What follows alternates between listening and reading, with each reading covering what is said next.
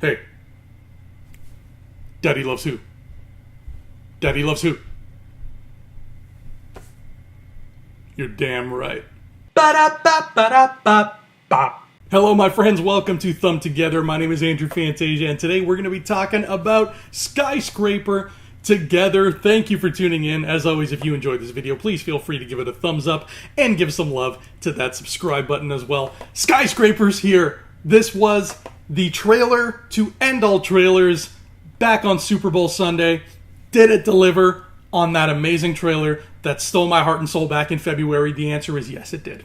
Yes, it absolutely did. The long and short of it, guys, go see Skyscraper. Right now. Right now.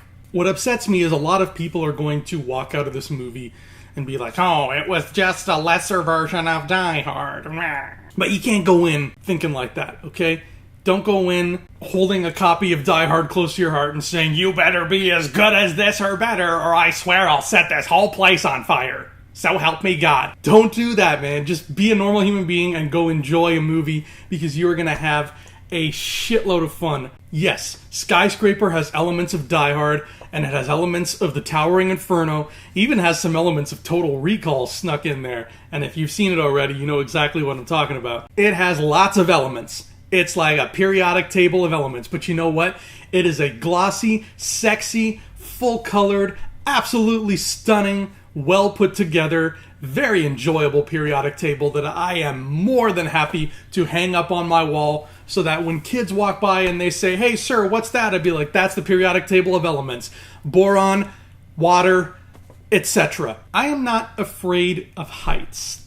Sort of. I'm okay with being on a plane and looking out the window and whatnot. If I was on a very high rope bridge, but the rope bridge had, sturdy handholds, I'd be okay. However, if the difference between me staying upright and me falling is entirely on my shoulders, that's when fear starts to kick in. So like if I was to stand on this chair right now, I would only be like 3 feet off the ground, but because I don't have very good balance and this chair will start to wobble and roll all over, that's when I'll start to be afraid. That 3-foot drop is going to look excruciatingly horrific because it's up to me to keep from falling into it. Whereas if I was on, a giant bridge in the Himalayas, I'd be like, well, I'm on a bridge, I'm cool. The bridge has got me. So heights only scare me when the onus is on me to keep from falling. Having said that, during this movie, I was afraid of heights. And guess what? You will be afraid of heights. The movie does that to you. It sucks the breath right out of your lungs with how high it gets. This building, let's talk about this building. The building is called the Pearl. It's not a real building because this movie is kind of a sci-fi, but not really. But the Pearl is this ultra-futuristic, super high-tech building that is about 240 stories tall. Yeah, it's a big one. It's ridiculously big. It's so big it has a park, a vertical park in the middle of it. There's a forest inside the building. This movie's amazing. Now, our buddy Dwayne Johnson is the security consultant for this building. He's got to go in there and make sure all the security stuff is kosher and check out the fire alarm systems and all that fun stuff. That's his job, so he knows it pretty well. But the guy who owns the building has some enemies in the form of organized crime, and those enemies want to take him down and destroy his building in the process. So those very bad people sneak into the Pearl, and they start a very big fire, and they take control of the security system so that the fire cannot be suppressed. And then The Rock realizes that his family is trapped in that building, and he's got to go rescue them before these bad guys do whatever it is they got to do. And bada bing, bada boom, we got a movie. The amount of climbing that The Rock does in this movie is bonkers. And we've all seen that poster and we've all seen the trailer where he's climbing up a crane and he's got to jump off said crane, which, by the way, a lot of people on Twitter were doing these hilarious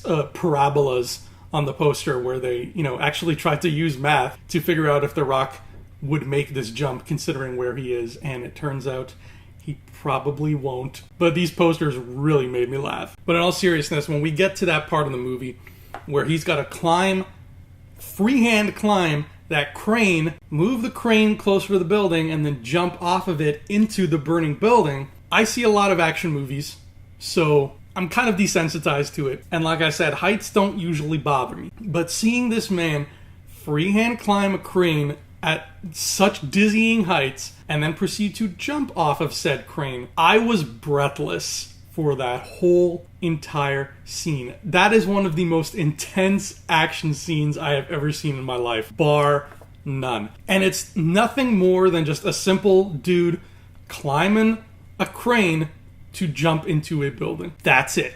There's nothing special about it. It's just a guy climbing and a guy jumping. But the way it's shot, it really gives you the vertigo mixed with the emotion of it all, because, The Rock is the reason he is doing this batshit insane thing is because his family's in that building. So that all coupled together, mixed into this great big juicy cocktail, so that when he finally makes that jump, it's like the end of a horse race where you see them coming around the track and, the finish line is in sight. Nobody's in their seats anymore. Everybody is standing like, ah!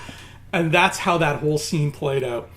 It was terrific. To me, that was the highlight of the movie. I mean, everything else was good, but to me, it peaked with the crane. It never got better than the crane, at least for me. That's not to say that there are not a bunch of other great moments. The family gets involved in the action too, which I think was really fun. It's not just The Rock saving everybody.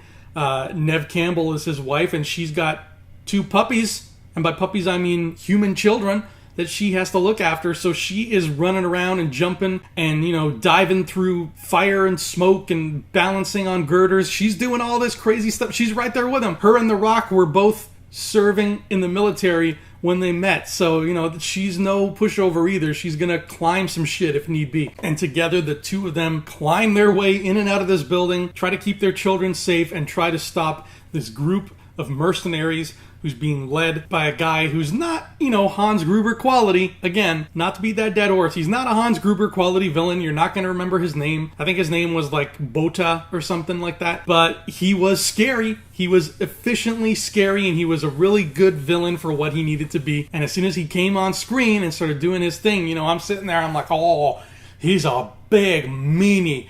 And he's just doing what he's got to do and setting fires, and he doesn't give a crap who gets in his way. But he wasn't a mastermind. He did make a few kind of stupid decisions despite, the complexity of their plan. There is one point where he forces The Rock at gunpoint to do something for him, to open a door for him. And then he's like, I'll be waiting on the roof. And he just goes and walks to the roof, and he screws off, and he leaves The Rock to try to figure out how to open this door. And it's just like, buddy, if you really wanted to get through that door, you could have helped The Rock. This might have gone faster if you'd helped the poor guy out instead of just sitting on the roof with your thumb up your ass waiting for some guy to do your job for you. So this guy's not going to be making any top 100 villain lists anytime soon, but the fire that he set was big enough and threatening enough that you almost didn't need him after the fire. You theoretically could have killed all the bad guys in the building. There's other bad guys outside the building too, which is cool. But you could have theoretically killed every villain inside the Pearl after the fire started, and you would still have ample threat for The Rock and his family to go up against. You know what? There's barely anything to spoil in a movie like this. It's very straightforward. So I'm not even going to have a spoiler section in this review. Screw it. I can do what I want. It's my show. I just think that this delivered tenfold on the bombast of that Super Bowl trailer. One of our fans from Rebel Scum Podcast, a guy by the name of Din Skysinger. Din, I want to give a shout out to you because you had a comment last night that I think sums it up perfectly, where you said that Skyscraper delivers on exactly what it's selling. And I couldn't have said it better myself, man. That is exactly what you're getting. You're getting this ginormous summer blockbuster action movie where The Rock jumps off cranes and climbs a building, and tension is through the roof. This was everything I dreamed that it could have been. It's not Die Hard, but I didn't want it to be. We already have a Die Hard. It's called Die Hard. It's great. I wanted Skyscraper. And guess what, baby?